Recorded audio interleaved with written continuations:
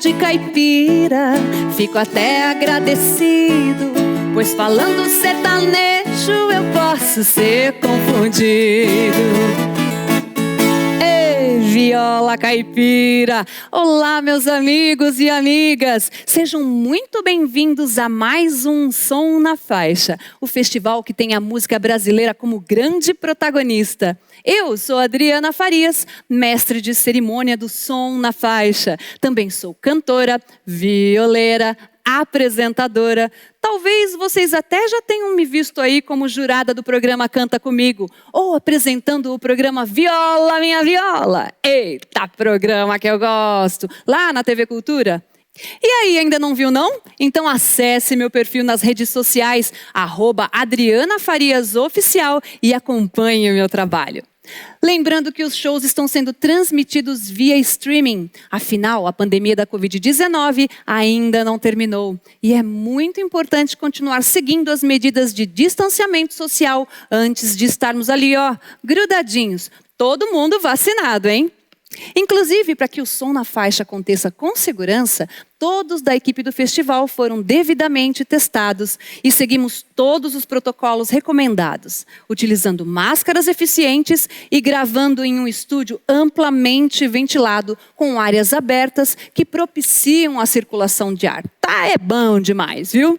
Pessoal, mudando de prosa aqui, vamos deixar de falar demais? Quero aproveitar para fazer uma pergunta aí para vocês que estão aí em casa. Vocês conhecem o Atacadão? Pois é, além de patrocinador da 4ª edição do Som na Faixa, o Atacadão é uma rede atacadista que tem mais de 200 lojas por todo o Brasil. Eles têm ofertas imperdíveis, além de uma loja online que facilita demais a vida da gente. Se bateu aquela vontade de fazer uma comidinha bem caseirinha enquanto curte o nosso Som na Faixa aqui, acesse o QR Code que está aqui na tela e faça o seu pedido. Gente, também é muito importante lembrar que esse evento tão lindo, tão bonito, não aconteceria sem a Muda Cultural, realizadora do projeto desde a sua primeira edição, lá em 2014. A Muda é uma agência especializada na elaboração e execução de projetos incentivados e também na criação de estratégias e gestão de patrocínios através das leis de incentivo à cultura. Para conhecer mais, acessem o site e as redes sociais através do QR Codes que estão aqui na sua tela. Bom demais! Agora vamos ao que interessa? Chega de prosa, porque a atração de hoje é pra lá de especial. Expoente da viola caipira do rock, ele tem mais de 20 discos gravados. Já gravou com grandes nomes da música brasileira como Lenine, André Abujanra, Zé Geraldo, Socorro Lira, Edgar Escandurra. Eu já tive o prazer também de gravar com ele, viu? E é também produtor musical e pesquisador da cultura popular do Sudeste.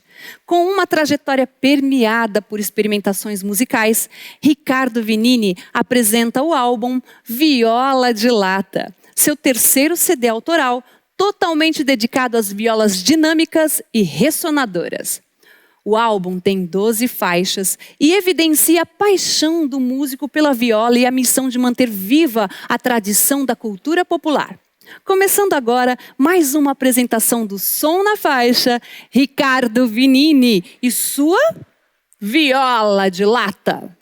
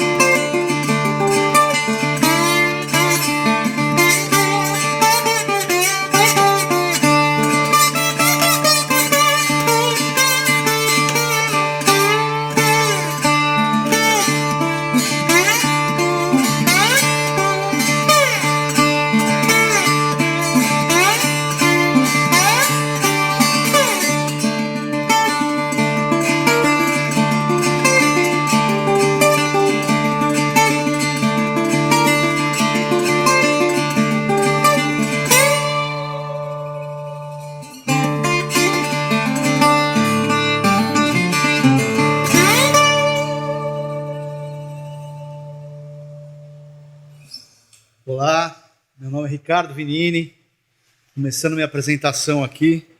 Viola de Lata. Viola de Lata foi um disco que eu lancei em 2019, que conta um pouco desses instrumentos que tem esse cone aqui que propaga um som mais alto do que um instrumento convencional. O Brasil é o segundo país do mundo que fabricou esse tipo de instrumento.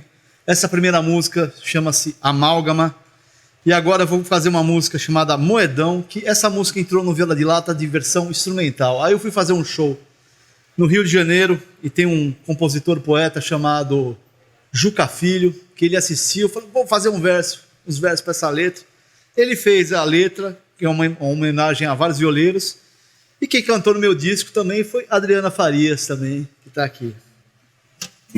Agora eu vou fazer ela na maneira como ela nasceu, que é de forma instrumental.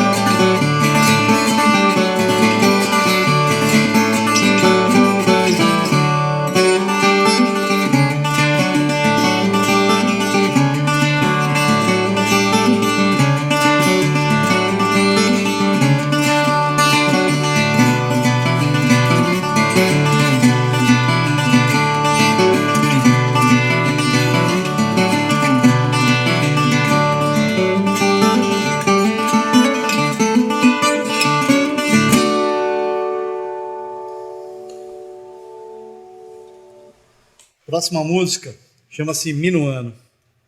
Uma vez eu estava no sul da França, tocando com o Índio Cachoeira, que era um violeiro caboclão, assim. E o Cachoeira nunca reclamava de quase nada, só de duas coisas, de frio e quando não tinha feijão na comida. E esse dia tá um ventinho nas costas, assim.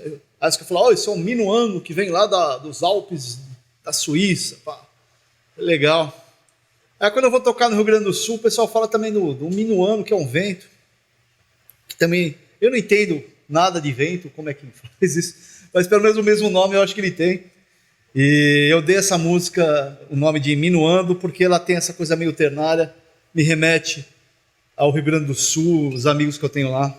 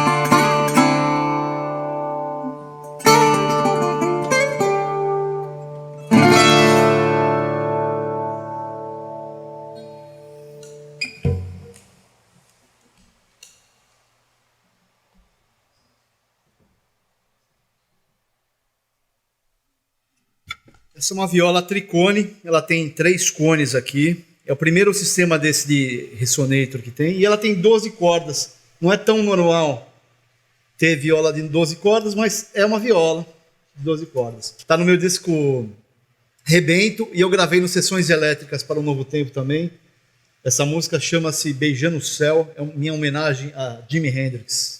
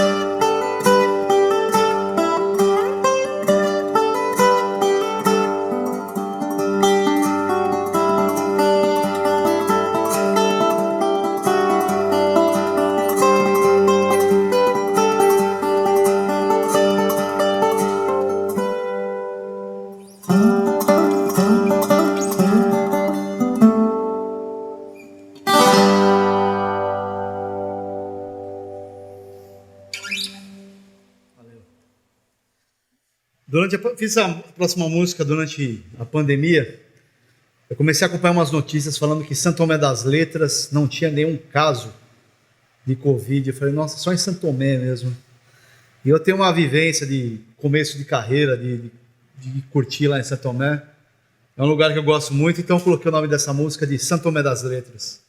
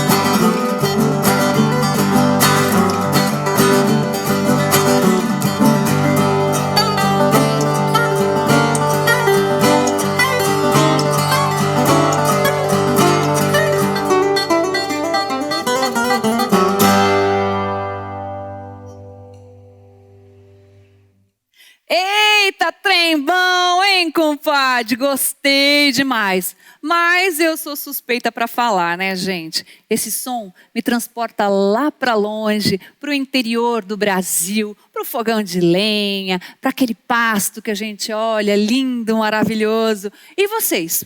Para onde que vocês viajam com esse som? Conta aí pra gente, lá nas redes sociais da Muda Cultural e da Catraca Livre, com a hashtag Som na Faixa. E simbora viajar juntos por esse Brasilzão.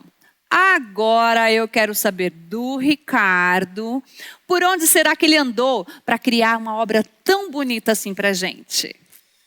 Tudo bom, Adriana? Bom demais, compadre. Legal encontrar você aqui. Bom, eu já corri um trecho já bastante aí, pelo Brasil, até para fora. Mas minha viola tem essa coisa... Eu sou paulistano, né, da capital.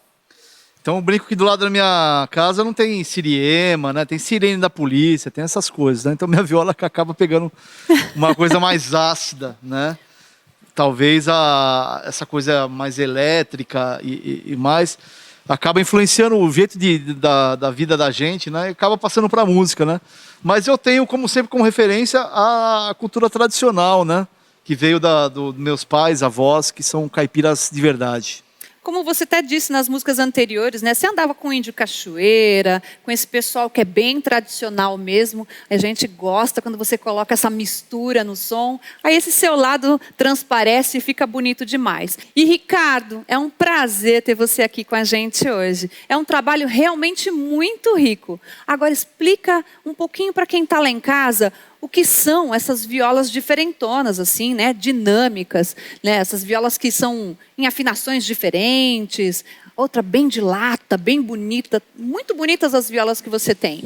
Bom, é o seguinte, esse aqui é um tipo de instrumento que começou a ser feito nos Estados Unidos para o pessoal que tocava com orquestra, tocava violão, eles precisavam de mais volume. E aqui tem uma coisa que parece um alto-falante, isso aqui é pré-captação. É um cone, não é? É um cone que propaga o som mais alto.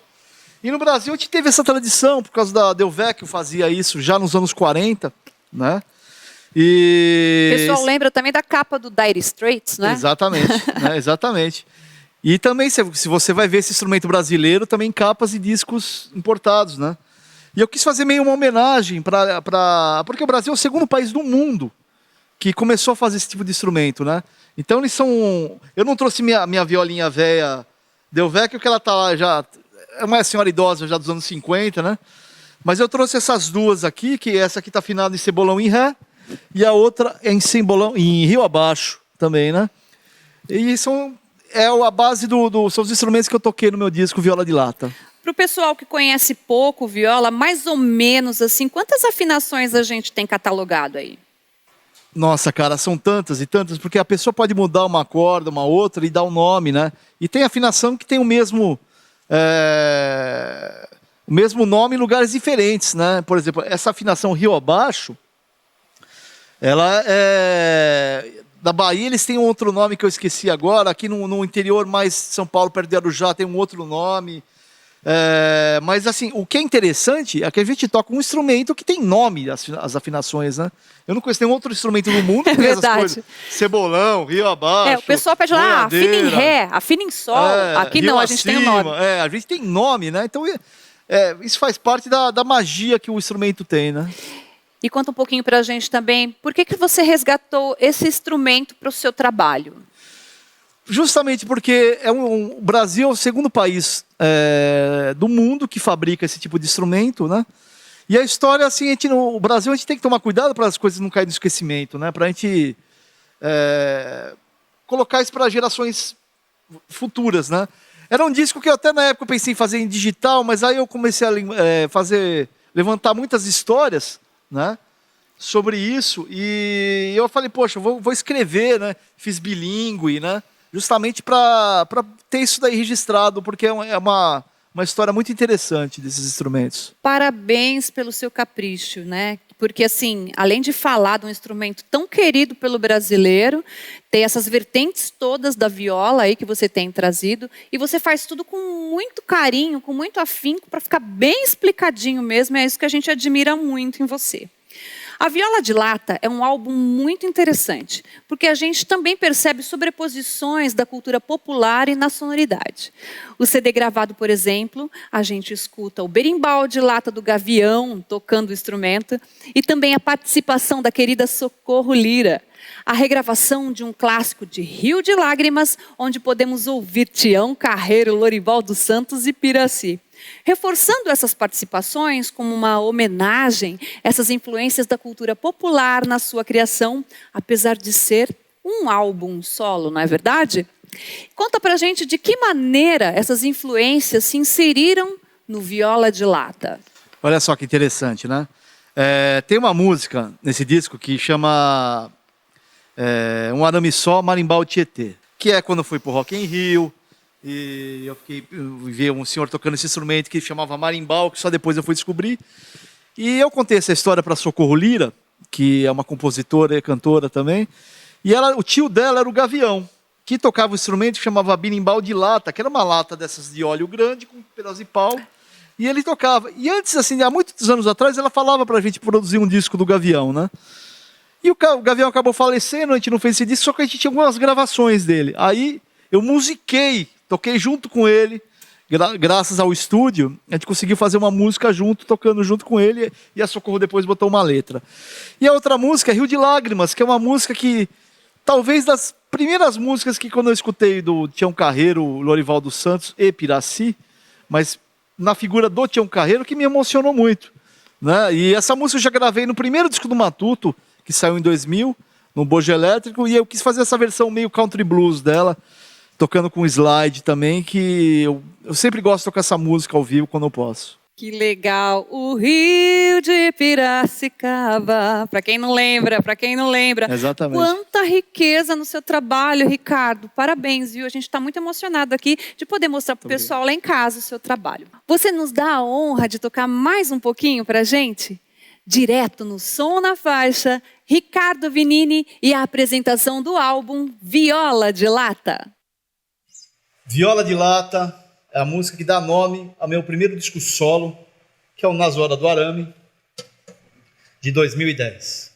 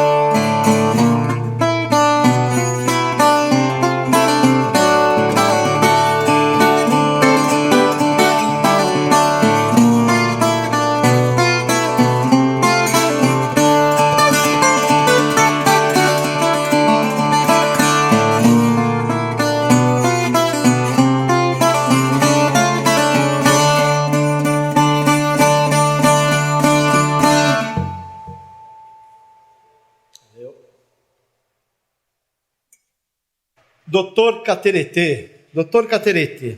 Cateretê é um ritmo de viola. E eu dedico essa música ao violeiro Júlio Santin, que ele é médico, mas também é um doutor na arte de tocar cateretê.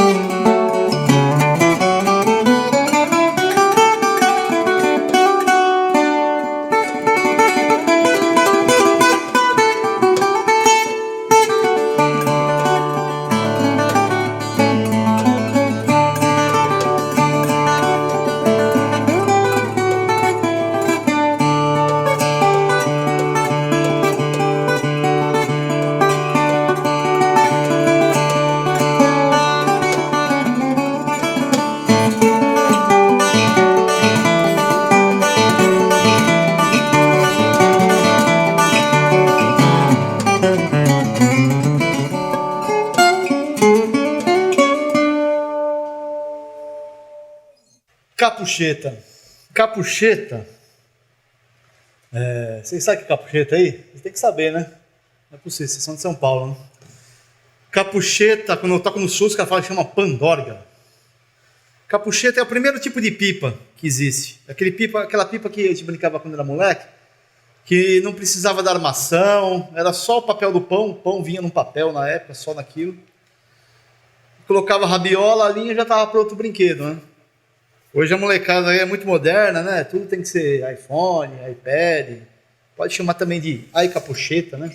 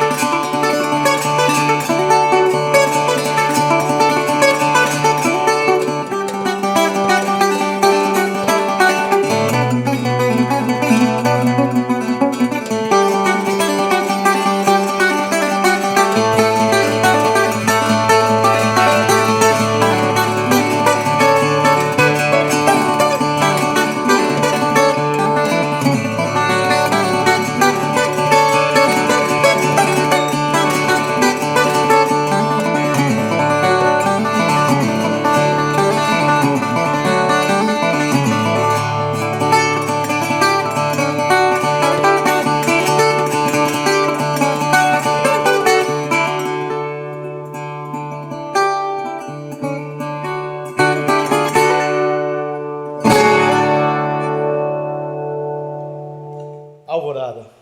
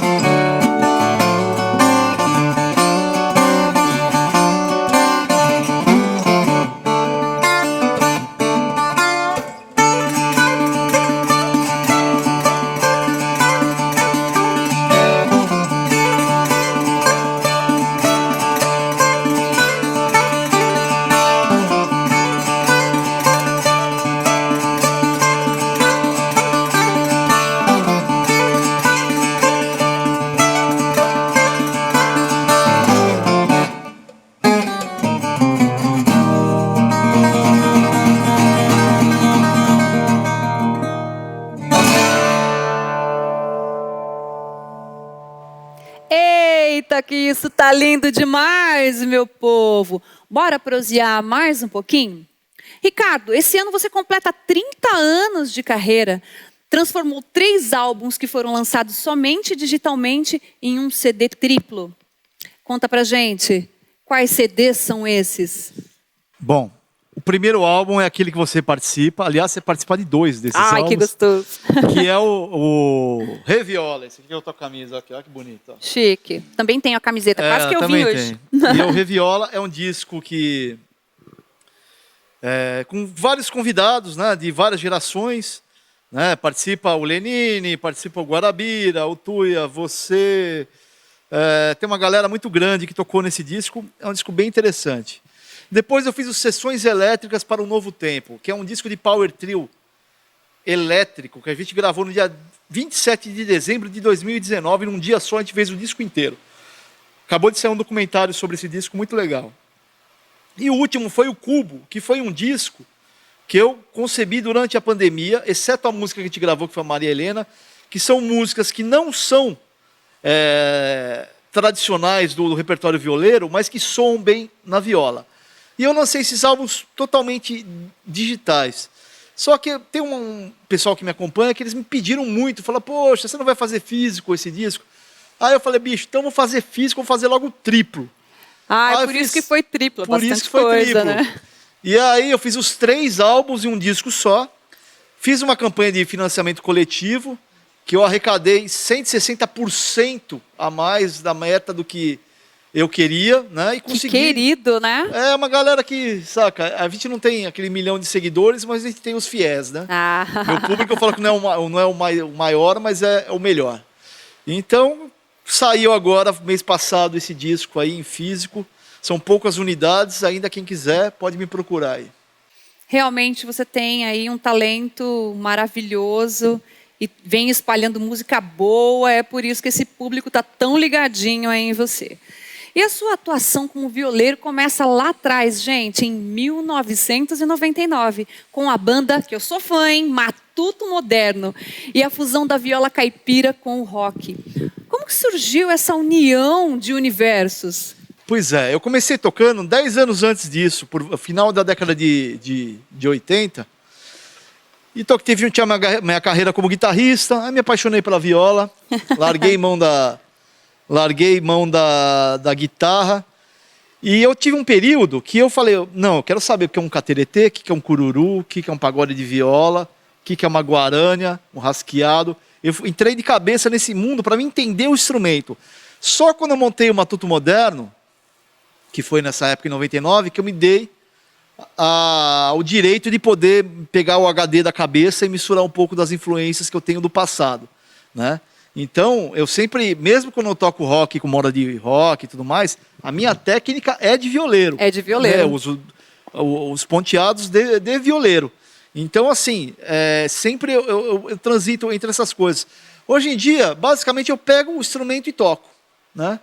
E eu estou preparando um disco para esse ano. Esse sim vai ser um disco chamado Raiz, que vai ser meu primeiro álbum de música raiz, de viola. Olha que né? delícia. Então, assim, eu me preparei todos esses 30 anos para fazer esse disco. Né? Se fosse antes, ia ser de mentira. Então, agora eu espero que saia um álbum legal, saia até o final do ano. Aí. Não tenho dúvida que vai ser maravilhoso. Que trajetória impressionante, não é verdade?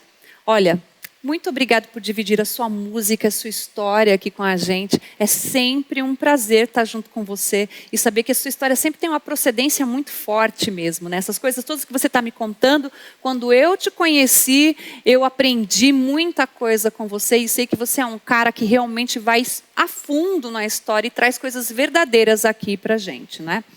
Olha, e essa noite tem muito esplendor ainda. Que tal prestigiarmos mais um pouco do som do Ricardo Vinini? Tá acabando? Mas ainda não acabou. Hoje é dia de viola de lata, aqui no Som na Faixa. Um arame só, Marimbau Tietê. Quando aconteceu a segunda versão do Rock in Rio, a primeira eu não fui porque eu era muito moleque, meu irmão foi, eu fiquei assistindo aquilo na televisão. Já pirei o coco, né? Falei, no próximo eu vou, né? Aí arranjei um bico para ficar entregando panfleto na rodoviária, que na época era Santana, Jabaquara. Não ia mais para... Não, era Tietê, Jabaquara, né? Porque você estava na rodoviária, Katsu. Eu sei que naquele pedacinho ali que você está na rodoviária, que vai norte-sul, eu estava lá jogando panfleto, apareceu um senhor com uma caixa de triangular de madeira, com um cabo de vassoura, um arame só. Me deu uma foto, segura esse menino. E começou a tocar e cantar, deslizando, com garfo e faca, uma melodia muito louca nordestina. Eu fiquei, era garoto, ainda fiquei olhando e falei, nossa, que cara mais louco, né? E aquilo marcou a minha vida, meu jeito de tocar slide até hoje tem essa influência nordestina por causa disso, né?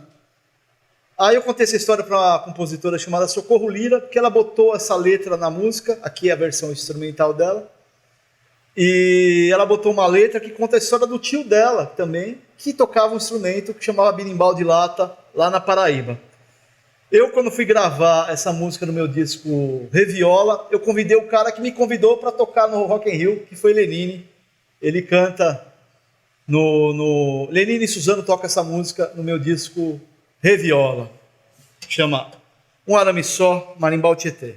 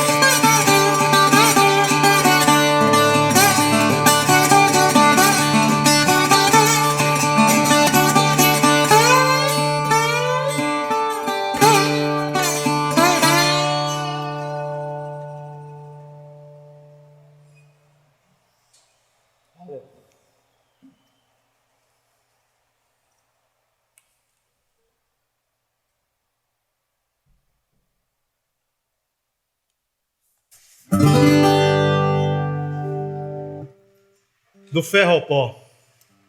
Essa música eu fiz quando apareceu a notícia daquela tragédia em Brumadinho, né? E tudo aquilo, parece que quando abriu aquilo lá, desde a época de Mariana, parece que O mundo já deu essa chacoalhada, né? Parece que mexer com a natureza não é uma boa ideia. Toda vez que isso aconteceu, a natureza sempre ganha, né? Ela sempre se vinga. E o que a gente está vivendo agora tem a ver com isso também.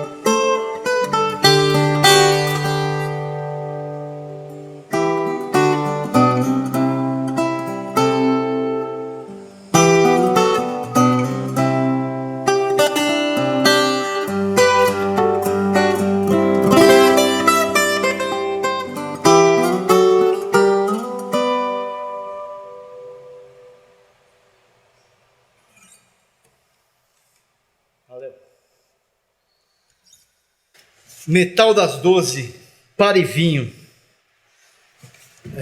Outra lembrança do Rock in Rio.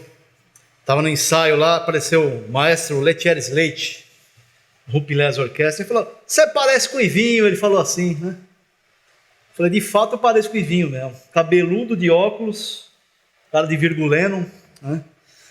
O Ivinho era o guitarrista do Ave Sangria, uma lendária banda de rock progressivo dos anos 70, que foi a base do Seu Valença, né? E ele tem um disco de violão de 12 cordas, tem um buraco, que ele derrubou o violão, fez um buraco, ao vivo em Montreux, que é um disco que é um absurdo de bom, aquele disco. Ele era canhoto também. Aí eu fiz essa música em homenagem ao Ivinho.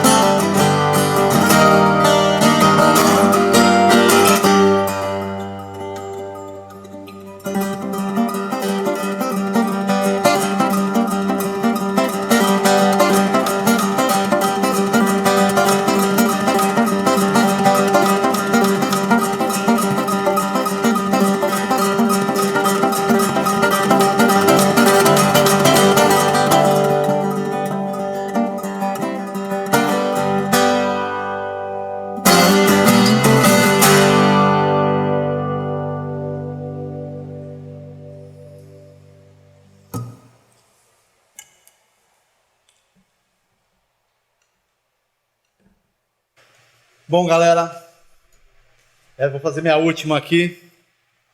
Vocês não sabem o prazer que tem sido aqui para mim estar aqui tocando de novo com palco, com luz, vendo amigos aqui. Isso aqui é uma coisa que a gente desacostuma, né? Eu sempre falei que o músico tem que tocar, né, para as pessoas.